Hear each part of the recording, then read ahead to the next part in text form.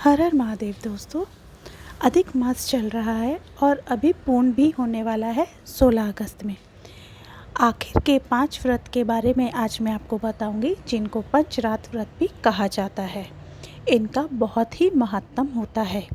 अगर आप पूरे अधिक मास में व्रत नहीं कर पाए हैं या कुछ दान पुण्य नहीं कर पाए हैं तो आप ये आखिरी के 5 व्रत ले लें, जिनको कि पंचरात बोला जाता है, तो आपको बहुत ही पुण्य मिलता है।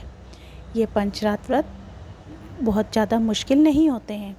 इसमें आपको कैसे करना होता है कि जैसे आप अपने सुबह उठते हैं, नित्य कर्म से निवृत्त होकर आप पूजा पाठ करने जाते हैं, तो वैसे ही आप पूजा करें अपनी। वहाँ पे जाके आप अपने 5 व्रत के लिए भगवान के सामने सीधे हाथ में जल लें, संकल्प लें, और उस संकल्प में आप किस वजह से ये व्रत रखना चाहते हैं वो भी कर सकते हैं, और निष्भाव से भी कर सकते हैं। भगवान की पूजा, भगवान को खुश करने के लिए। ऐसा कोई ज़रूरी नहीं है कि आप किसी चीज़ के लिए ही व्रत कर रहे हैं, खुशी के लिए भी कर सकते हैं। तो हाथ में जल लेके संकल्प करें कि मैं ये पाठ करूँगा, ये पूजा करूँगा, रोज़ एक ब्राह्मण को खाना खिलाऊँगा, इस वजह से कर रहा हूँ। कुछ भी करके आप वो 5 दिन का व्रत कर सकते हैं। इस व्रत में आप फलाहार कर सकते हैं। एक टाइम फलाहार करके दूसरे टाइम अनाज खा सकते हैं। दोनों टाइम फलाहार भी कर सकते हैं। जैसा भी आप चाहें वैसा कर सकते हैं। इसमें आप पानी भी पी सकते हैं। इसे निर्जला नहीं होता है। तो आपको क्या करना है, आपको 5 दिन, मतलब कि 12, 13, 14, 15, 16, ये 5 दिन जो तारीखें जो मैंने बताई हैं, इन तारीख़ों में आपको पहली 12 तारीख को सुबह उठकर नित्य स्नान आदि करने के बाद संकल्प लेना है और पूजा में बैठना है।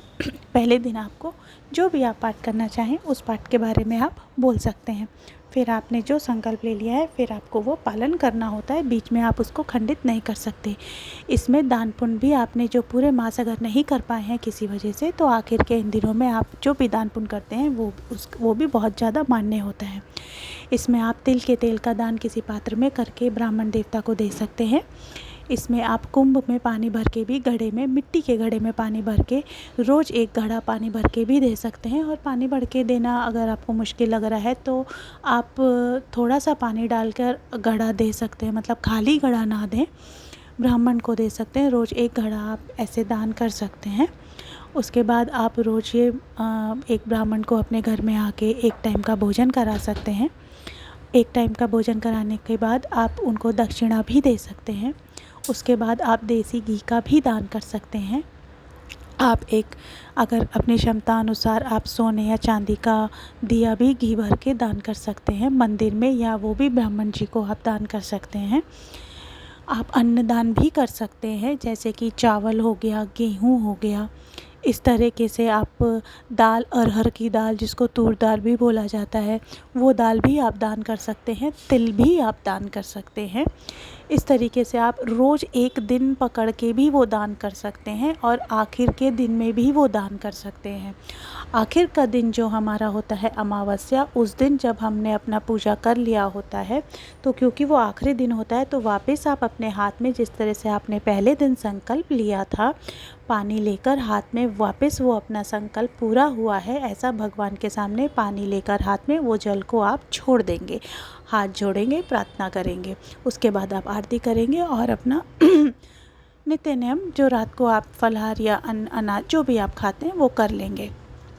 आप रोज़ एक पाठ पढ़ने का, किसी भी, ये पुरुषोत्तम का महीना है तो आप विष्णु सहस्त्रनाम भी पढ़ सकते हैं और कृष्ण जी का भी पाठ कर सकते हैं। आप दारिद्र्य दहन का भी पाठ कर सकते हैं। तो आपका कोई भी आप एक पाठ चाहें तो पकड़ सकते हैं और वो रोज़ कर सकते हैं। आरती आपको रोज़ ही करनी होती है।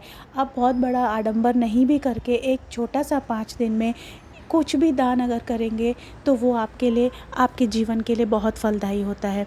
इसमें कहा गया है कि अगर कोई भी कुछ ना कर पाया हो, फिर भी अगर वो किसी भी तरह फलाहार करके या एक टाइम अनाज खा के ये व्रत करता है, तो उसको भगवान के पास जाके रहने का मौका मिलता है, स्वर्ग लोक मिलता है।